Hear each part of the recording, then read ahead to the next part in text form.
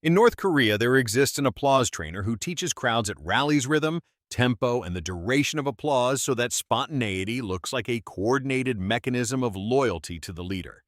Exercises consist of synchronization of hands and breath, because too weak an applause can be read as a political lack of engagement and may have consequences. Enthusiasm supervisors assess the intensity of clapping according to scripts, and every element of the performance is to be synchronized like the movement of an orchestra.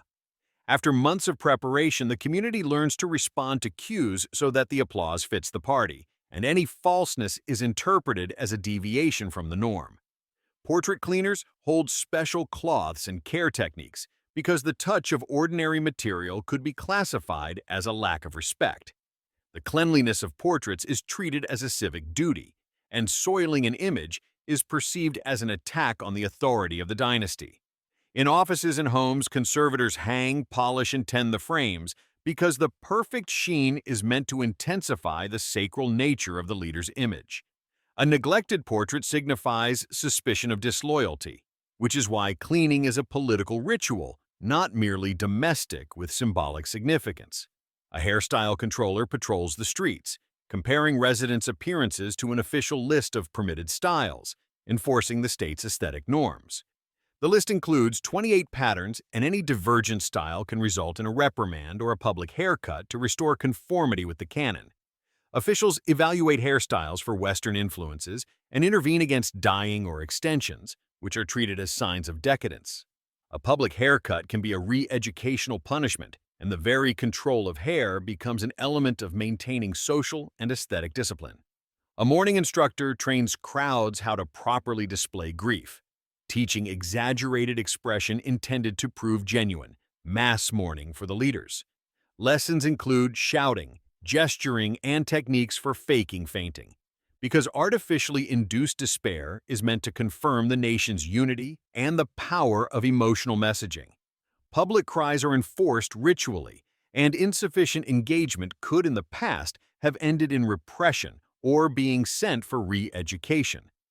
Instructors ensure that the mourning ritual has dramaturgy and that every act of public despair fits the script of crafting the leadership myth. The guard of empty shops watches over display windows that are meant to look full, even though the shelves are sometimes facades and devoid of real goods for the crowd. His task is to manipulate the commercial space so that a tourist reads prosperity and a resident does not see the emptiness hiding behind the facade. The guard pushes back the curious, arranges the displays, and ensures that a passing pedestrian does not recognize the theatrical nature of the shop. The pilot of a tank mock-up drives a truck disguised as a war machine, so that from a distance, it looks like an authentic armored vehicle on parade. His task requires precision in maneuvers and synchronization with other props so that the military scenery does not betray its false nature. The pilot's movements must be flawless. Any mistake can reveal that the mighty army is an illusion made of sheet metal and paint. Mock-up crews practice smoothness and presentation because a tank made of cardboard must pretend strength and deter the observer by form, not substance.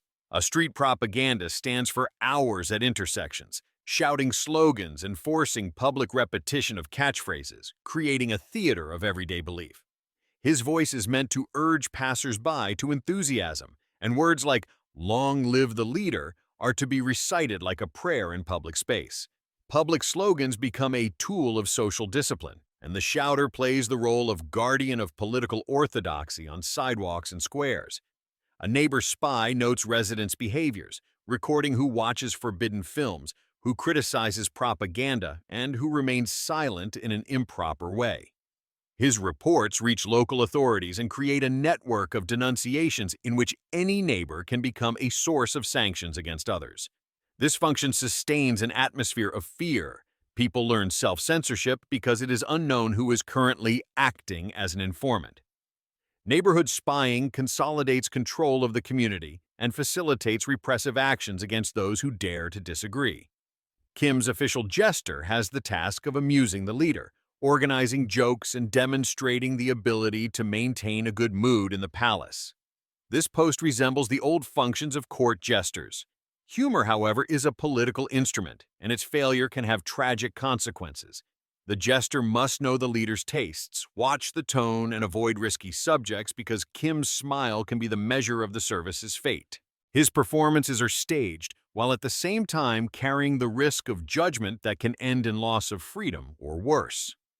The director of the propaganda village works to make the empty houses of Kijongdong look like a bustling neighborhood, turning on lights and simulating movement. Actors' roles involve performing everyday scenes visible from the south to create an impression of prosperity just beyond the demilitarized zone. The staff arranging the pretense learn gestures, prop placement, and timings because the spectacle must convince the observer of the system's superiority. The task is paradoxical: to maintain a theatrical illusion at the border while the realities of life are wholly different from the spectacle presented. Each of these professions participates in a complex mechanism of control and masking of reality, creating a landscape in which appearances matter more than truth. Work in these professions requires discipline, conformity, and readiness to participate in the performance, often at the cost of personal autonomy. Though they sound like elements of the grotesque, these functions operate in reality. They shape societal behavior and reinforce mechanisms of coercion and control.